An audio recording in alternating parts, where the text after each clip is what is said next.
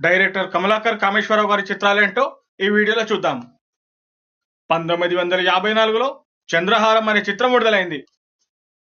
1955లో గుణసుందరి అనే తమిళ చిత్రం విడుదలైంది. పెంకి పెళ్ళాం 1956లో విడుదలైంది.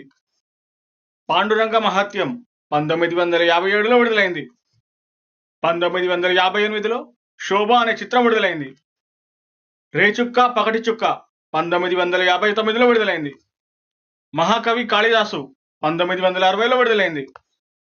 మహామంత్రి తిమ్మరసు 1962లో విడుదలైంది. గుండమ్మ కథ 1962లో విడుదలైంది. 1963లో నర్తనశాల చిత్రం విడుదలైంది.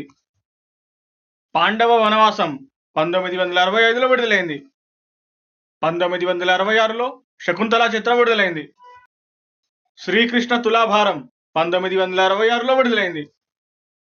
కాంబోజే రాజు కథ 1967లో విడుదలైంది. శ్రీకృష్ణావతారం 1967లో విడుదలైంది.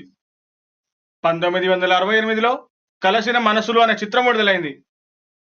వీరాంజనేయ 1968లో విడుదలైంది. మాయని మమత అనే చిత్రం 1970లో విడుదలైంది. 1971లో శ్రీకృష్ణ విజయం చిత్రం విడుదలైంది. 1972లో బాలభారతం చిత్రం విడుదలైంది. జీవితాశయం అనే చిత్రం 1974లో విడుదలైంది. 1977లో కురుక్షేత్రం చిత్రం విడుదలైంది. సీతారామ వనవాసం 1977లో విడుదలైంది.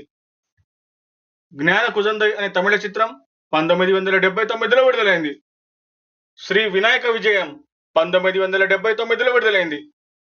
1980లో శ్రీ వాసవి కన్యకా పరమేశ్వరి మహత్యం చిత్రం విడుదలైంది. దైవ తిరుమానగల్ అనే తమిళ చిత్రం 1981లో విడుదలైంది. సంతోషి మాత వ్రత మహత్యం 1984లో విడుదలైంది.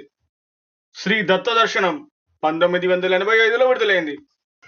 శ్రీ ఏడుకొండల స్వామి 1991లో విడుదలైంది.